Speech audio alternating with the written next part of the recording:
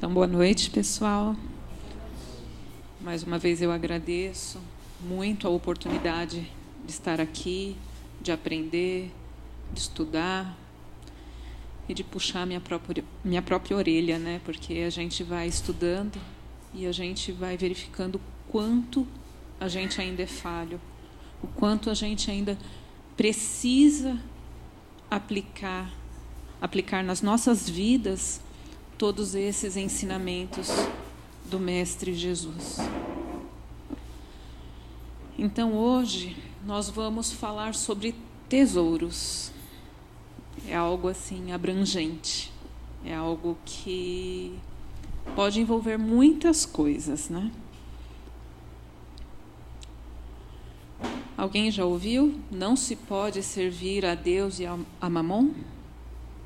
É familiar? Venda todos os teus bens, distribua aos pobres e segue-me.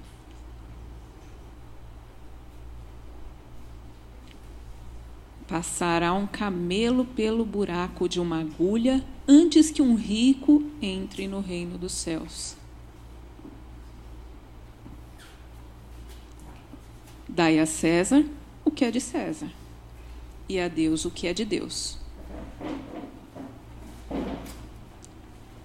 Esta viúva ofertou o óbolo da sua indigência. Cada uma dessas que eu vou lendo vai dando aquele friozinho, né? Nossa. E esse? Dai de graça o que de graça recebeste. Essa aqui é uma das que eu mais gosto. Esta noite exigirão a tua alma. E o que ajuntastes, para quem será? Lembra do celeiro? Pois é. Isso eu acho que é bem familiar. Pelo menos uma dessas, eu sei que cada um já ouviu. Pelo menos uma dessas. Todas essas frases, todas essas passagens têm a ver com a vida de Jesus e com o ensinamento que ele deixou para a gente. Tudo isso está contado na Bíblia, está contado no Evangelho. A gente conhece através do Evangelho segundo o Espiritismo, tem bastante explicação a respeito. Mas prestem atenção nessa frase de João, o apóstolo João. Está lá na Bíblia. Jesus fez também muitas outras coisas. Se cada uma delas fosse escrita, penso que nem mesmo no mundo inteiro haveria espaço suficiente para os livros que seriam escritos. Ou seja, cada ensinamento, cada passagem daquelas que a gente estuda, que a gente lê, cada umazinha que traz tanta coisa, ainda é pouco perto do que ele fez, perto do que ele deixou para a gente naquela época. Por que eu trouxe essa mensagem? Essa mensagem, ela está anterior ao prefácio do livro Ave Luz. E o livro Ave Luz é um livro que foi ditado pelo espírito Shaolin, a João Nunes Maia, e é o livro que a gente vai fazer o estudo essa noite. E ele vai fazer parte de algumas palestras aqui durante o ano. O que está aqui, e esse é o livro, Ave Luz. Tá? O meu eu emprestei e acabei não podendo trazer.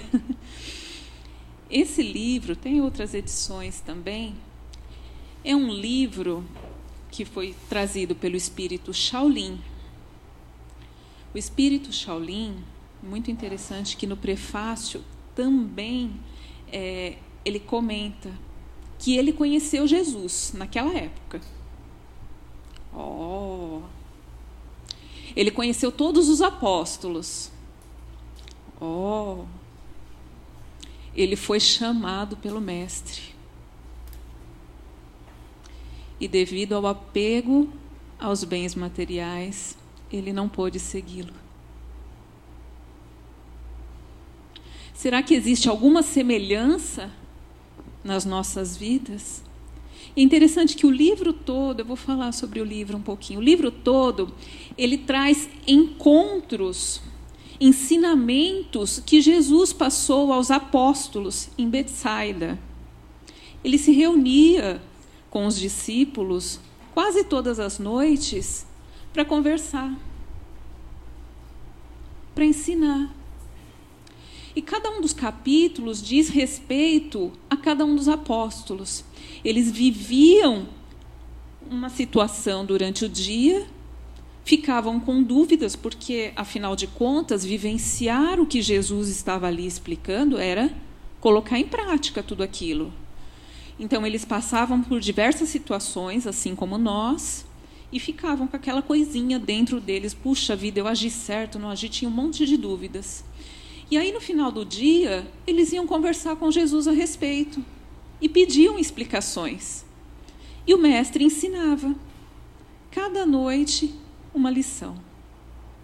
E essas lições não estão desse jeitinho na Bíblia.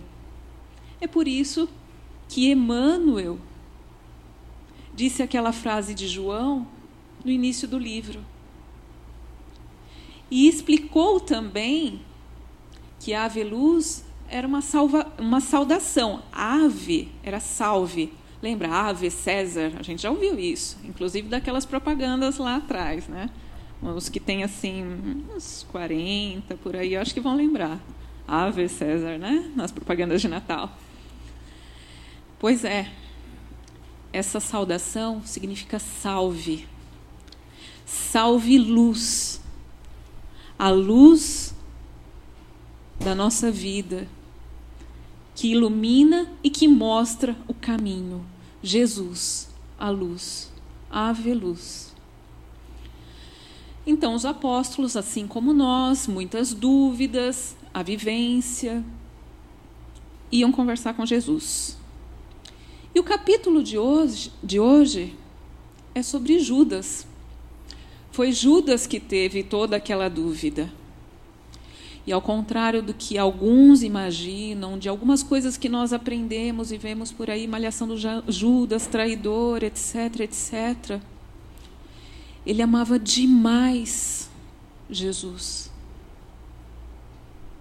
Ele sabia, ele era muito inteligente e ele tinha certeza absoluta que Jesus era o Messias, que era ele quem estava prometido pelas profecias, que iria trazer a salvação. Só que Judas, na época, ele era um pouco envolvido com política.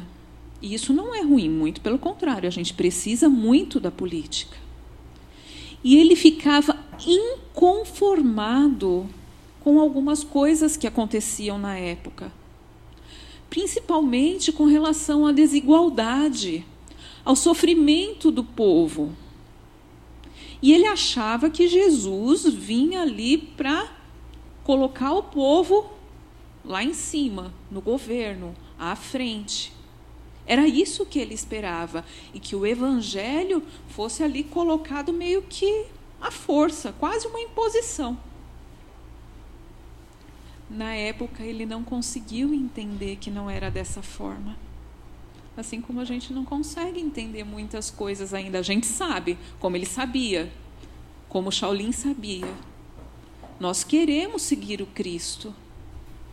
Mas assim como Judas, a gente quer fazer muita coisa do nosso jeito.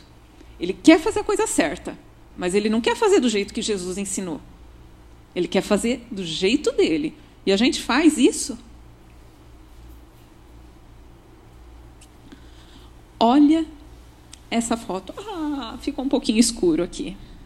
Mas tudo bem. É uma foto de uma linda paisagem. É recente. Imagina essa paisagem na época de Jesus. Estava lá Judas contemplando essa paisagem. Essa paisagem é o lago de Genezaré, ou o mar da Galileia, que era ali que eles pescavam. Era um mar gigantesco ali, que tinha o afluente do Rio Jordão. Lá. Era muito muito rico, a diversidade. Assim, ele comenta dos peixes, do que havia de fertilidade ao redor, de todas as vilas que estavam ali naquele redor, o quanto elas se beneficiavam daquilo. A natureza exuberante. E ele começou a viajar na grandiosidade de tudo isso. Daquele lago em que a maioria dos discípulos ali era pescador, a maioria não, mas boa parte deles era pescador, que se beneficiava dali. O comércio era quase uma feira internacional que acontecia ali naquele porto, nos portos ali do local. E ele olhando as montanhas, a grandiosidade da terra, a beleza, pensando nós aqui nesse mar, nessa natureza que nós temos, nós somos muito sortudos. Pode ser. E ele começou a pensar na grandiosidade da obra de Deus, não só na terra, mas como no universo. E começou aquela coisinha na mente dele. Mas se tem toda essa abundância, por que tanto sofrimento? Por que tanta miséria? Por que Deus permite que isso aconteça? Por que a riqueza tão concentrada nas mãos de alguns e outros sofrendo tanto?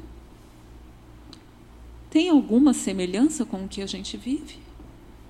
Tem alguma semelhança com os nossos pensamentos? A gente é tão diferente assim de Judas? Pois é. Ele foi passando o tempo, o dia passou, quase se atrasou ali naqueles pensamentos e foi ele para a reunião que eles tinham sempre com Jesus no finalzinho da tarde, no início da noite. E ele todo incomodado lá, toda aquela coisa. E depois que foi feita a prece inicial, ele perguntou. Ele perguntou para o Mestre Jesus por que tanta miséria? Por que o ouro era tão concentrado nas mãos de alguns? E o que para aquele grupo significava tesouro? E Jesus, claro, além das palavras, conhecendo os pensamentos de Judas, ele começou a explicar com todo amor e carinho. Nesse livro é muito interessante, porque Jesus não fala em parábolas. Vocês lembram que quando os apóstolos perguntaram por que ele falava em parábolas, ele disse porque eles, no caso nós, ou as outras pessoas, não conseguiam entender o que ele falava, mas a eles já era dado esse entendimento. Então Jesus já falava mais abertamente. Então não tinha muito rodeio. Jesus falava com muito amor o que tinha que ser falado, o que tinha que ser ensinado.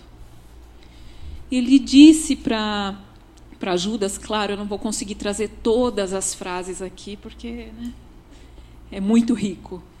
Não, você não pode acusar Deus dessa miséria. As misérias acontecem por culpa, por responsabilidade dos homens. Veja a natureza. Olha só como Jesus já captou o pensamento dele, sabia que ele tinha pensado tudo aquilo. Não existe carência de nada, pois na criação, Deus, quando fez o mundo, jamais esqueceu de supri-lo com tudo o que as necessidades buscam. Olha essa frase. A abundância é o padrão do amor. Deus não dá merreca, não dá pouca coisa para a gente. Todo o amor de Deus vem para nós em abundância.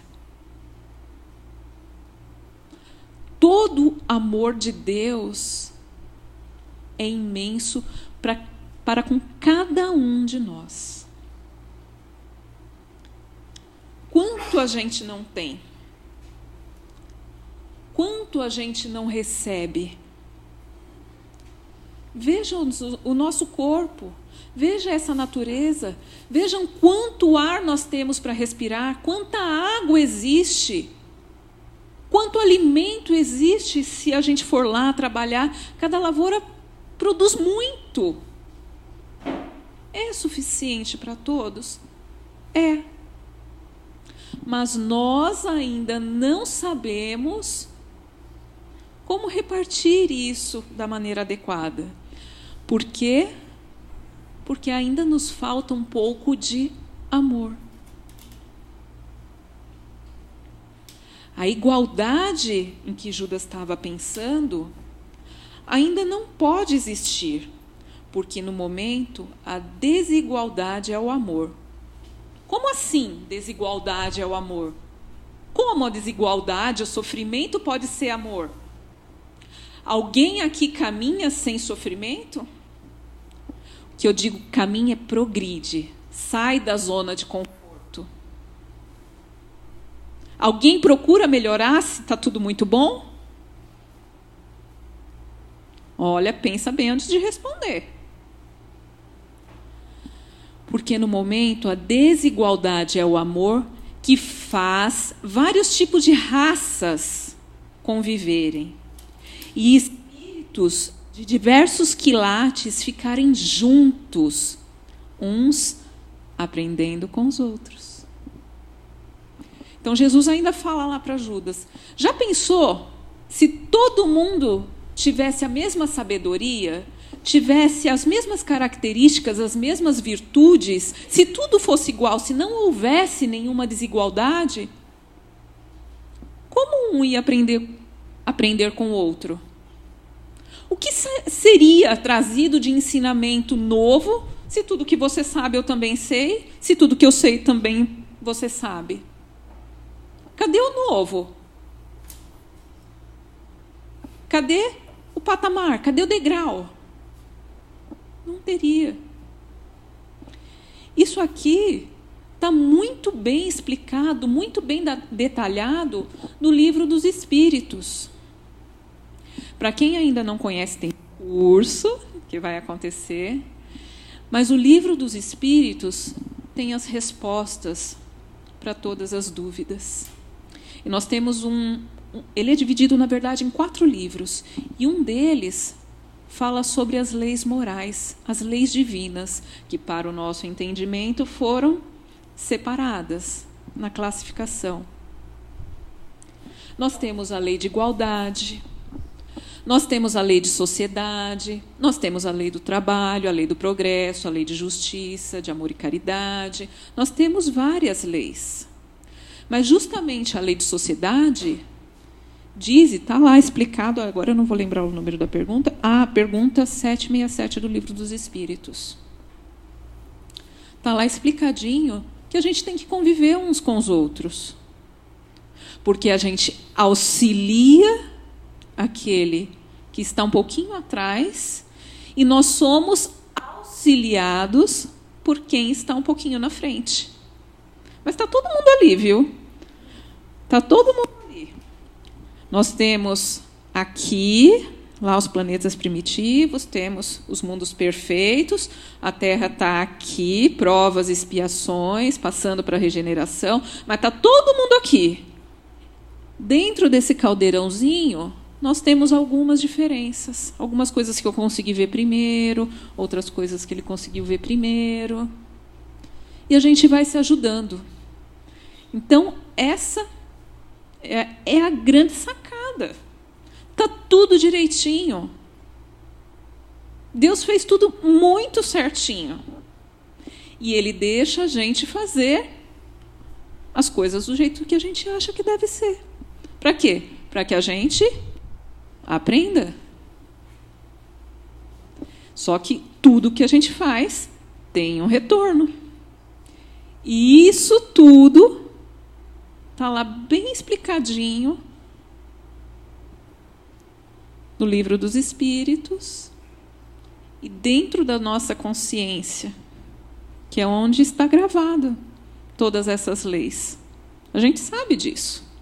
A gente tem essa coisinha de saber o que está certo e o que está errado. A Só que aí a gente tem as nossas preferências, as nossas escolhas, que vão levar aos nossos aprendizados. Uma outra coisa, voltando ali naquela história também. Dá para todo mundo... tem essa pergunta lá no Livro dos Espíritos, e essa eu lembro de cor, é 811. E se a riqueza fosse dividida igualzinho para todo mundo? Não ia durar. Não tem a possibilidade de que isso aconteça. Por quê? Justamente porque nós somos diferentes. Uns vão guardar mais, outros vão gastar com determinadas coisas, outros com outras coisas. E aí a gente voltaria ao mesmo patamar. De alguns terem mais dinheiro e outros menos. Mas tanto a riqueza quanto a miséria são provas muito importantes para o nosso aprendizado.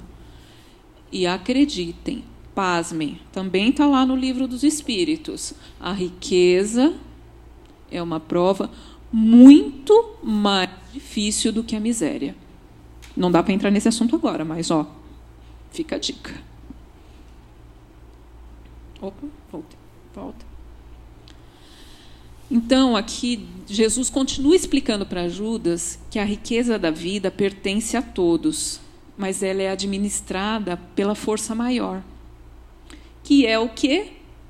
É Deus que pega lá uma planilha e fala, olha, nessa encarnação Juliano vai ter tanto, Douglas vai ter tanto, a Dolores vai ter tanto.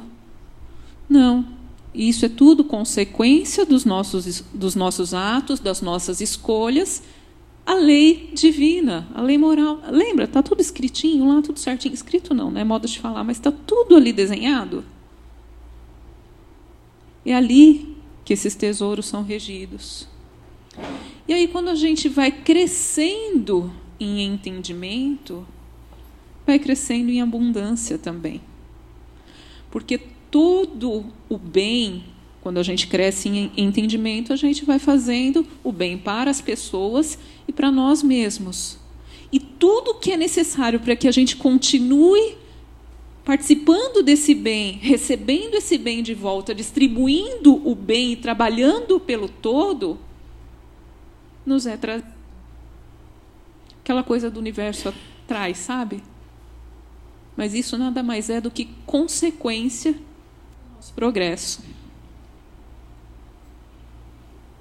E aí Jesus, claro, Jesus está falando tudo isso, Judas está lá, só pensando, com aqueles pensamentos que a gente também tem. E ele falou, pense na riqueza das riquezas.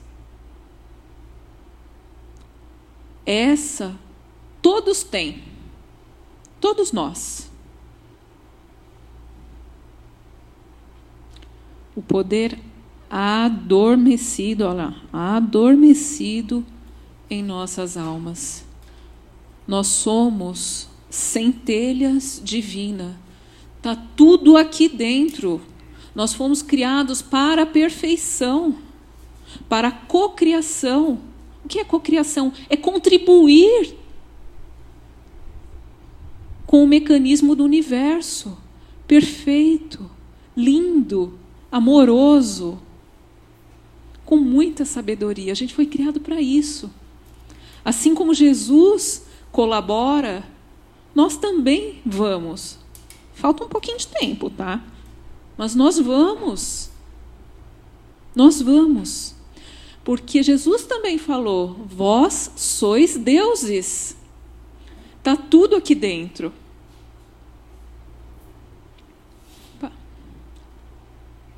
Estou me enrolando aqui. Então, esses valores doados por Deus faz com que nós possamos, com o poder da fé, com o poder do amor e principalmente com o poder da vontade, conquistar tudo o que nós quisermos dentro da sabedoria divina, dentro do equilíbrio universal, dentro do bem maior. Tudo se transforma pela vontade. Ele continua explicando. E o comando é a ordem de amor. Ele não falou, se a gente tivesse fé, no caso os discípulos, Eles transportariam uma montanha de lugar? Isso aconteceu quando eles perguntaram por que eles não conseguiam curar uma das pessoas que foi procurar a cura com os apóstolos. Eles não conseguiram por causa da fé. Eles não acreditaram que eles podiam. E no estudo aprofundado a gente vai ver que isso não é milagre. Isso são potencialidades que todos nós temos. E o comando de ordem é o amor. O amor é o que vai fazer com que a gente consiga alcançar tudo isso. Então não é só querer.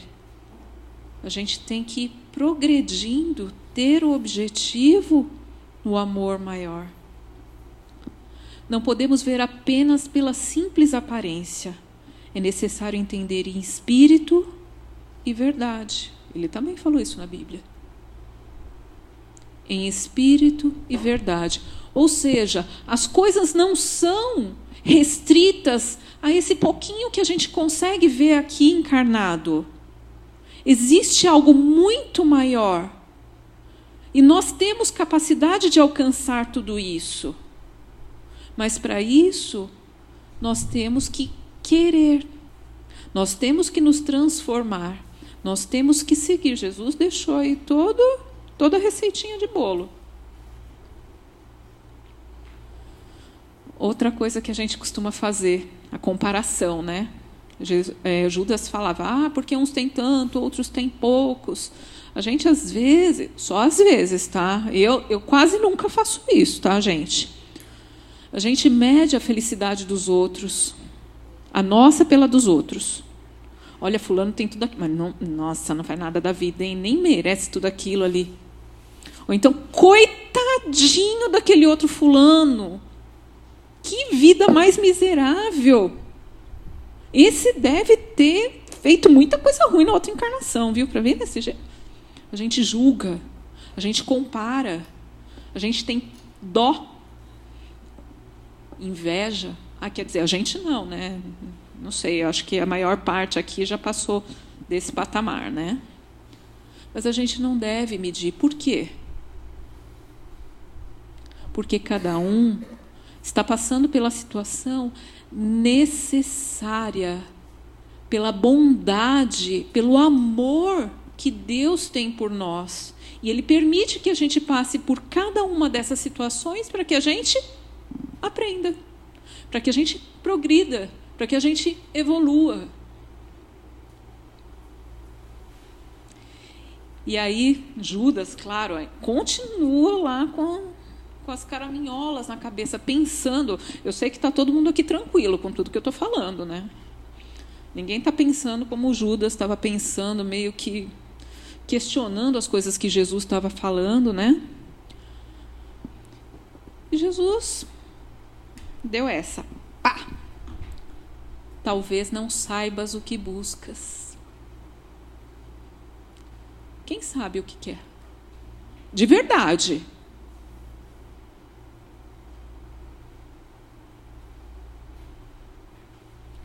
O que a gente quer? Quais são os nossos objetivos? Carro, casa, umas viagens aí para Disney, final do ano, talvez, sei lá, para a Itália, não sei. Será que isso resolve? Mas com isso eu vou conseguir ajudar, porque se eu tiver com as minhas necessidades atendidas, eu vou conseguir praticar a caridade. Se eu ganhar na loteria, foi a mega da virada, foi por pouco. Se eu ganhasse na mega da virada, eu ia abrir um orfanato, um asilo, eu ia fazer uma mega doação para a casa espírita, a creche, então, nem se fala.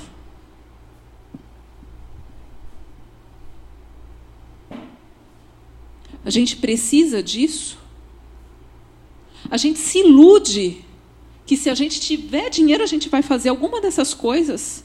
E o óbolo da viúva lá? Dado aquilo que a gente... Olha, eu tenho uns 5 milhões aqui, se eu dar 10 mil ali para a casa espírita esse mês, tá beleza. E o que eu dei de mim? Primeiro, que vai ser difícil eu ganhar na Mega. Pelas estatísticas, o negócio é feio. Pelas estatísticas, vai ser difícil. E aí, eu não vou ajudar? Mas eu estou desempregada, a coisa está difícil, o Brasil está em crise. Mas é material? Como é que eu vou doar se eu não tenho? Tem. Todos nós temos. E isso faz com que a gente angarie esses tesouros para nós mesmos. Será que tens a plena certeza de que com dinheiro em abundância acabará toda a tua incompreensão?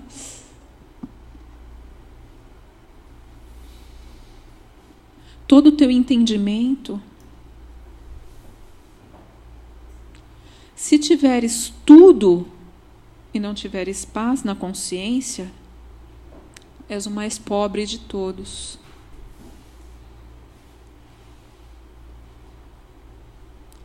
Porque a paz não depende do dinheiro que nós temos. Dinheiro é bom? É ótimo. Mas é ótimo não só para mim, é ótimo para todos. É ótimo quando eu consigo ver o meu próximo usufruindo dos valores, do progresso, de instituições de saúde, de instituições de ensino, de tudo que o ser humano precisa. É ótimo. E é necessário o dinheiro para que todo esse progresso se faça. Mas é necessário todo esse dinheiro para que o meu progresso se faça? Para que eu conquiste aqueles tesouros da experiência do trabalho, de um conselho dado a um amigo, um consolo, um alívio a um irmão. Tudo que eu consegui estudar e aprender, isso eu posso levar. Daqui eu não vou levar nada.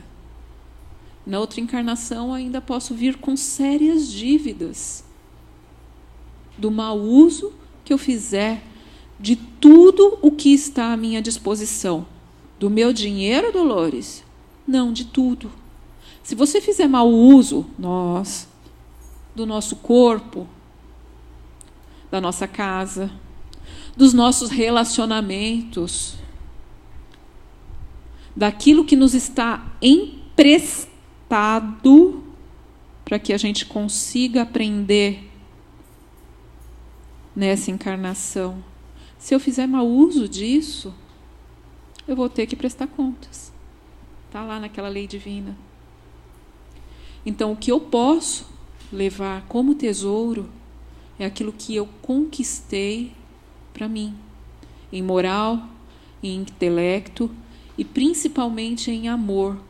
Amor doado, amor distribuído, alívio ao coração alheio, felicidade e alegria para mim e para aqueles que estão ao meu redor.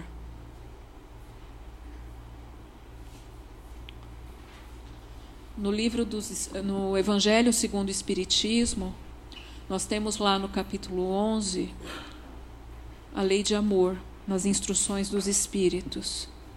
É grandinho, mas calha exatamente com tudo o que a gente está estudando essa noite. O amor é a base de tudo. O amor resume a doutrina de Jesus inteira, visto que esse é o sentimento por excelência. Ou seja, quando a gente progredir, o sentimento que vai prevalecer nas nossas vidas é o amor. E os sentimentos são os instintos elevados à altura do progresso feito. O espírito precisa ser cultivado como um campo. Toda a riqueza futura depende do trabalho atual, que vos trará muito mais do que bens terrenos, mas a elevação. É então que, compreendendo a lei do amor, que liga todos os seres, buscareis nela os gozos suavíssimos da alma, prelúdios das alegrias celestes.